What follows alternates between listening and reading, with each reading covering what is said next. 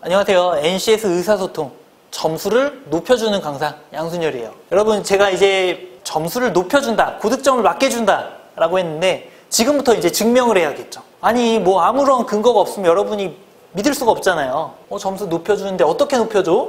지금부터 얘기해 볼게요. 우리가 이제 어떤 일을 할 때 목적을 갖고 하죠. 이 강의를 볼 때도 여러분이 목적 의식이 있어야 되죠. 왜 보죠? 제가 잘생겨서? 아니죠. 잘생겨서 보는 거 아니잖아요. 아니면 제가 웃겨요? 웃길 것 같아요? 아니죠. 웃으려면 예능 보는 게 낫잖아요. 그쵸? 이것도 아니야. 뭐 잘생겨서 보는 것도 아니야. 그럼 왜 보죠? 당연히 시험 잘 보게 해달라고 보는 거죠. 그럼 저는 어떻게 해야 돼요? 점수 높이는 방법, 빨리 푸는 방법을 알려드려야 돼요. 지금부터 알려드릴게요. 전제가 있어요. 이 전제에서 결론을 끌어오는데 그러면 이제 설득이 좀 될 거예요. 첫 번째 전제를 읽어볼게요. 모든 시험이니까 당연히 NCS 의사소통도 포함이 돼요. 출제된 독해 지문은 논리적이다. 맞아요, 틀려요? 아니, 당연히 맞죠. 왜 맞냐면 출제자는 논리적인 글을 쓰고 시험 본 사람이 그 글을 논리적으로 읽을 수 있는지 없는지, 시간 내에 읽을 수 있는지 없는지를 판단하는 게 국어시험이에요. 국어 안에 NCS 의사소통 들어가요. 그 시험이니까 당연히 출제자는 독해 지문을 논리적으로 써야 돼요. 의무예요. 두 번째, 논리적인 지문을 읽는 방법은 같다라고 되어 있는데 왜 그럴까요? 앞에 힌트가 있죠. 논리. 논리라는 것은 어떤 정해진 틀이 있는데 이 정해진 틀을 알면 읽는 방법은 똑같겠죠. 이 틀은 항상 정해져 있으니까 이 틀대로 써 있다고 가정하면 이렇게 읽으면 돼 라는 것이 있겠죠. 똑같아요. 그래서 이제 내용은 달라도 읽는 방법은 똑같다는 거죠. 결론이 나와요. 모든 시험 안에 NCS 의사소통 들어가요. 모든 시험에 출제된 독해 지문은 읽는 방법이 항상 언제나 같다. 맞죠? 전제가 맞으니까 전제에서 끌어온 결론도 맞아요. 다른 말로 해서 독해 내용은 달라도, 그렇죠, 인문, 사회, 경제, 과학, 기술 달라도 읽는 방법이 항상 똑같다는 거예요. 그러면 여기서 이제 우리가 힌트를 얻을 수 있겠죠. 어떻게 읽어야 돼요? 이 방법만 알면 잘 읽을 수 있겠구나. 이 방법이 뭐죠? 기술이에요. 기술적 국어죠.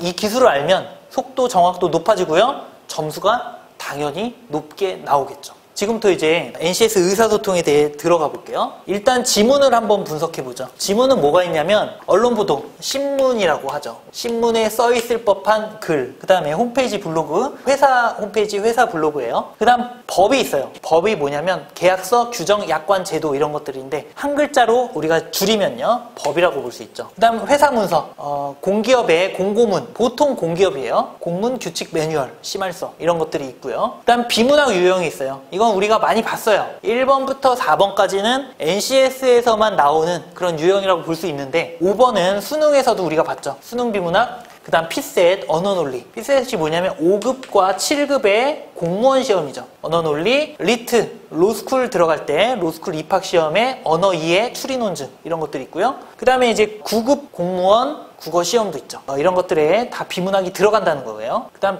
6번째는 어문규정. 어느 책에 있냐면 국어 어문 규정 집이라는 책이 있어요. 이 국립국어원에서 발간한 책이에요. 그 책에 있는 내용이죠. 이게 어문 규정이 뭐냐면 법이에요. 우리가 이제 신호등을 건널 때 파란불에 건너죠. 왜 파란불에 건너요? 그냥 법으로 정해졌으니까 파란불에 건너죠. 마찬가지예요. 국립국어원에서 발간한 어문 규정집에 써 있으니까 우리가 그 맞춤법대로 문제를 푸는 거예요. 이것은 이해보다는 암기에 가까워요. 좀 암기하는 영역이고요. 그 다음 7번 어휘와 사자성어가 있는데 어휘 문제는 어떻게 풀어요? 그냥 국어사전에 있는 뜻 알면 풀어요? 아니, 그 정도는 우리가 다 알잖아요. 그렇게 푸는 게 아니에요. 일단 앞뒤 문맥을 보고요. 그 다음 범주 파악을 해요. 이것은 제가 문제풀이 시간에 범주 파악을 어떻게 하는지 자세하게 알려드릴게요. 굉장히 신박하고 효과적인 방법이에요. 그래서 여러분들이 문제풀이 시간에 이걸 보면 돼요. 보면 제가 무슨 얘기를 하는지 증명이 될 거예요. 이건 진짜 신박하고 좋은 방법이야 라고 제가 이제 주장을 했죠. 어떻게 해야 돼요? 증명을 해야겠죠. 본강의에서 증명을 할 거예요. 그 다음 이제 기술이 있는데 이게 이제 메인이죠. 기술적 국어잖아요. 무슨 말이냐면 이 9가지 기술을 가지고 우리가 NCS 의사소통 문제를 풀 거예요. 첫 번째 범주 파악이 있어요. 범주 파악은 뭐냐면 수학 시간에 집합을 우리가 배웠죠.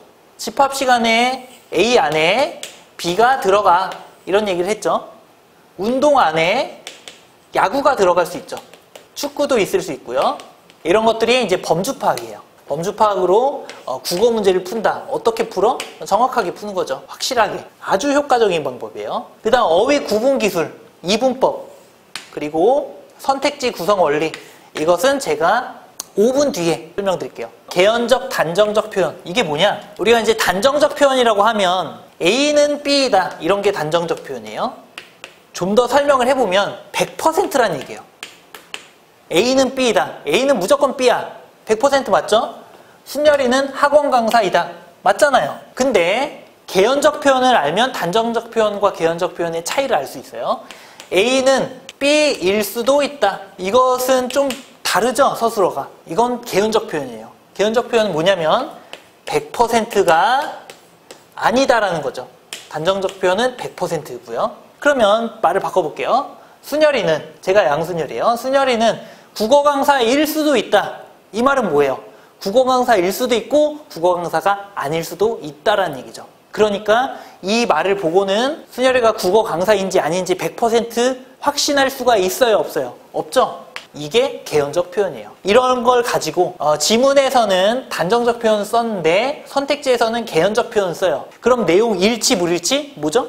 불일치. 이렇게 가면 이건 불일치. 비슷한데 서술어 조금 바꾸고 나서 불일치로 만들어버리는 거예요. 이건 이제 문제 시간에, 문제풀이 시간에 이것도 할 거예요. 그 다음 5번 위치 파악이 있는데 뭐냐면 지문의 글이 아주 길어요. 아주 길고 선택지가 있어요. 선택지에 A라는 단어가 있는데 이 A라는 단어를 보고 지문에 이 부분이 어디에 있는지 위치를 파악하는 거예요. 찾아 들어가는 거죠. 축구 선수만 위치 파악을 잘하는 게 아니에요. 우리도 위치 파악을 잘해야 돼요. 공이 어디 오는지 알고 그 자리에 있어야 축구 선수는 축구할 때 유리하죠. 우리는 언제 유리해요?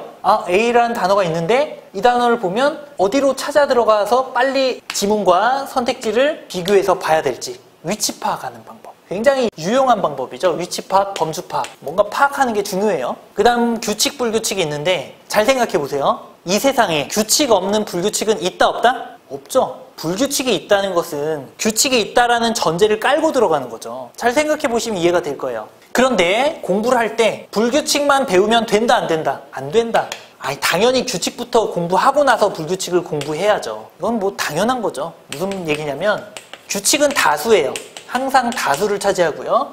불규칙은 어떤 공부에서든 마찬가지예요. 불규칙은 항상 소수예요. 수가 적어요. 이건 한 90%고 이거는 소수 10% 이렇게 보시면 돼요. 그러면 규칙을 먼저 공부하고 나서 나머지는 다 불규칙이다 이렇게 보셔야 돼요. 이런 공부 방법이 있어야 돼요. 그래야 여러분들이 공부를 좀 제대로 하고 정확하게 하는 거죠. 그다음 7번 정보 1과 정보 1을 합쳐서 정보 2를 만든다. 이건 뭔 얘기냐? 지문이 있어요. 지문 위쪽에 이게 있죠. A는 B이다. 뭐 예를 들어서 순열이는 국어 강사이다. 순열이는 강사이다. 라는 문장이 있고요. B는 C이다. 이 중간에 또 이런 문장이 있어요. 강사는 가르치는 일을 하는 사람이다. 라는 게 있어요. 그러면 A와 C를 선택지에서 합쳐요. 3번 선택지에서 A는 C이다. 무슨 얘기예요, 이거? 순열이는 가르친 일을 하는 사람이다. 내용 일치, 불일치. 선택지에 이게 있으면 내용 일치죠, 이거. 그런데 정보 두 개를 지금 섞어놨죠. 섞어서 선택지로 만들었죠. 선택지 구성 원리에도 이게 있어요. 이해되죠? 이런 식으로 선택지를 만드는구나. 이걸 왜 알아야 되냐면 출제자가 이런 걸 좋아해요. 그러면 미리 알고 가는 것과 모르고 시험장에 들어가는 것은 천지 차이죠. 출제자가 이런 함정을 파놓고 선택지를 이렇게 구성한다는 거 알면 예상하기가 쉽죠. 원래 이제 모든 것은 아는 만큼 보이는 거예요. 근데 모르면 안 보여. 알면 보여. 어떻게 해야겠어요? 알아야겠죠. 그래서 출제자들이 어떤 식으로 선택지를 만드는지 이걸 알아야 돼요. 그래서 제가 항상 말씀드리는 게 저는 출제자의 머리 꼭대기에 있어요. 출제자가 무슨 생각으로 이 선택지를 만들었는지 다 안다는 얘기죠. 그럼 여러분들 어떻게 하면 돼요? 물론 여러분들이 이제 뭐 혼자 공부하면서 그걸 터득하는 방법도 있어요. 근데 그거는 시간이 굉장히 오래 걸려요. 어떻게 하면 돼요? 미리 제가 분석해 놓은 것을 배워가시면 돼요. 이해되죠? 그게 훨씬 더 빠르겠죠. 그것 때문에 우리가 이제 강의 보는 거 아니겠어요? 이제 다른 사람이 연구해 놓은 것을 보고 우리는 빠르게 습득한다. 이게 이제 강의의 장점 아니에요? 그냥 뭐 여기 정답 있죠? 하고 풀어주면 그 무슨 의미가 있겠어요? 8번 교체 볼게요. 교체는 무슨 말이냐면 수교체와 단어 교체가 있어요.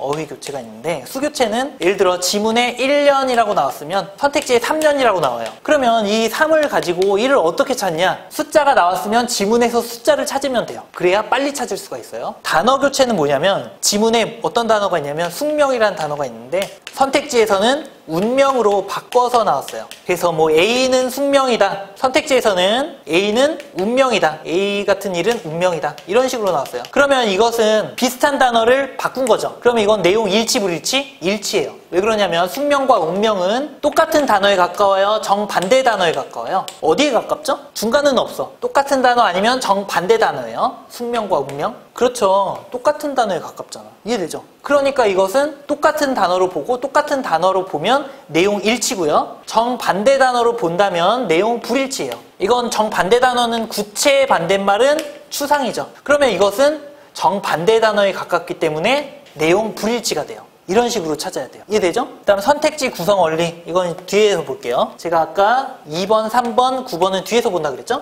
여기서 볼 거예요. 어휘 구분 기술, 지문의 내용이 선택지에서는 어떻게 바뀌는지 알아야 되죠. 이게 출제자의 머리 꼭대기에 올라가 있는 거예요. 한번 올라가 보죠. 같이. 지문에 이렇게 써 있어요. 실제로 이거 기출 문제예요. 2개 이상의 상관성이 없는 장면을 배치한다, 이런 식으로 나왔고요. 밑에 또 이런 문장이 나와요. 2개 이상의 묘사 가능한 것을 병치한다. 공통점이 뭐예요?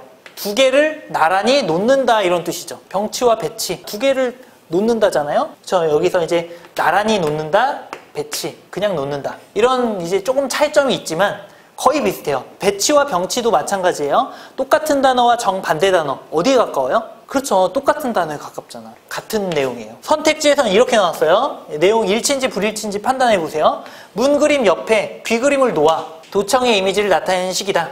그러면 지금 이 지문에 있는 내용과 선택지에 있는 내용이 완전 다르죠. 아니, 똑같은 단어가 없잖아요, 지금. 그런데 이걸 어떻게 풀어야 돼요? 내용 일치인지 불일치인지 푸는 방법이 있죠. 공통점을 찾아보세요. 문 그림 옆에 하나, 2개, 2개를 놓는다. 어디에? 옆에 놓는다. 놓는다는 무슨 말과 똑같죠? 그렇죠. 배치와 병치의 둘치, 두다와 똑같죠. 그러면 둘치, 두다와 놓다, 똑같은 단어예요, 정반대 단어예요? 어디에 더 가까워요? 똑같은 단어에 더 가깝잖아. 이해돼요? 그러면 이것은 똑같은 단어니까 내용 일치 불일치? 일치. 이렇게 푸는 거예요. 그래서 지금 여기에서 뭐 봤냐면요, 섞였어요. 어휘 구분 기술, 범주파, 출제자가 선택지를 어떻게 만드는지 구성 원리를 봤죠. 이해되죠? 이런 식으로 문제를 읽어나가야 되죠. 그래서 여러분들이 이 기술을 알고 모르는 것은 굉장히 큰 차이가 있다는 거죠. 아니, 아는 만큼 보이잖아요. 그쵸? 근데 독해지문은 계속 바뀌는데 그럼 뭘 공부해? 이걸 공부하는 거예요. 독해지문 그때그때 다른데 그거에 대해서 뭐 배경 지식 설명하고 이런 것은 도움이 될까요? 안 될까요? 안 돼요. 아니, 그 지문이 나올 확률이 몇 %인데 0.00001%예요. 이해되죠? 이번 시간에는 의사소통 기술을 했고요. 다음 시간엔 뭘 하냐면 이걸 할 거예요. 기술적 국어 2번째 시간. 7가지 도구에 대해서 제가 설명을 드릴 거예요. OX, 플러스 마이너스, 위아래, 왼쪽 오른쪽, 이런 것들. 여기서 1번부터 4번까지는 이분법에 해당이 돼요. 제가 아까 이분법 말씀드렸는데 2개로 나누는 거예요. 왜 2개로 나누는 걸 출제자들이 좋아하냐면요, 잘 생각해 보세요. 객관식 문제 선택지 5개 있죠. 선택지 5개를 2개로 나눠보세요. 구분 기준이 뭐예요? 정답과 오답이죠. 정답과 오답, 중간이 있어요, 없어요? 선택지 5개에 정답 1개, 오답 4개죠. 중간이 있다, 없다? 없어요. 왜 없죠? 중간이 있으면 문제에 오류가 생긴 거예요. 그러니까 중간은 있을 수가 없죠. 그러니까 출제자들이 선택지 만들 때 자연스럽게 오류가 생기지 않기 위해서 2가지 이분법만 생각하는 거예요. 이해돼요? 똑같은 단어, 정반대 단어, 이것도 이분법이잖아. 그래서 이 기호가 굉장히 시험 문제에 유용하게 쓰일 수밖에 없죠. 다음 시간에는 이 7가지 도구를 가지고 제가 예를 들어서 구체적으로 설명을 드릴 거예요. 굉장히 재밌겠죠? 저 점수 올라가는 거 재밌잖아. 다음 시간에 이거 할 거예요. 다음 시간에 봬요.